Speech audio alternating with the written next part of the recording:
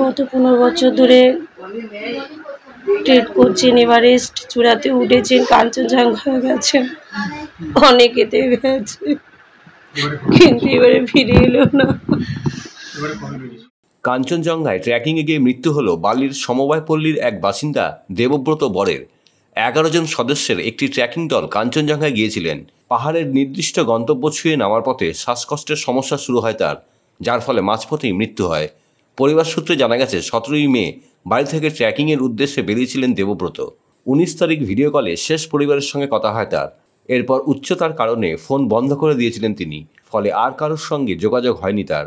25 তারিখ নির্দিষ্ট গন্তব্যস্থলেই ছিলেন, কিন্তু নামার পথে অসুস্থ বোধ করেন ওই ট্রেকার।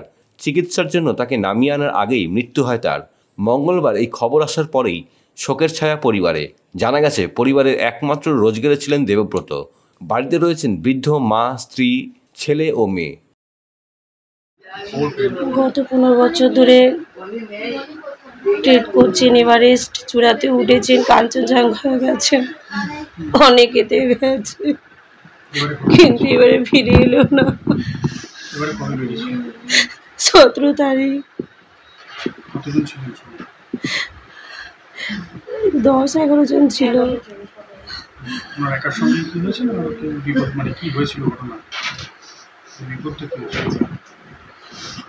এবারে কোথায় গেছিল ট্রেকের জন্য? উত্তরাখণ্ডে কাঞ্চনজঙ্ঘাতে। কি হয়েছিল, মানে লাস্ট কবে কথা হলো?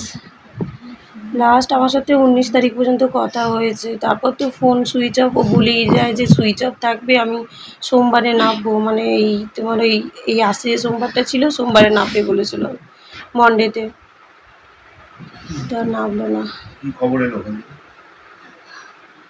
কিভাবে ঘটনাটি ঘটেছে? গত শনিবার উনি নেই বললেন, তারপর ওনারা 2 দিন পর নেবে খবর দিয়েছে। কালকে 28 তারিখ, কালকে খবর পেয়েছি আমরা রাত 8টায়। কি হয়েছিল ওনার সঙ্গে? ওনার শ্বাসকষ্ট হচ্ছিল।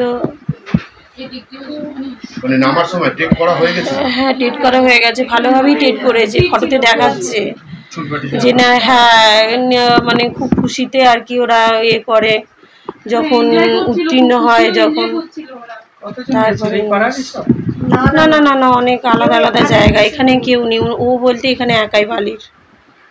আপনারা এখান থেকে কবে যাবেন বা কিছু? দুটো দাদা আর মামা গেছে, চলে গেছে, ভাই গেছে, বোন গেছে, কাকু গেছে, চলে গেছে প্লেনে করে। ওরা পৌঁছে গেছে। ঠিক আছে, পৌঁছে গেছে।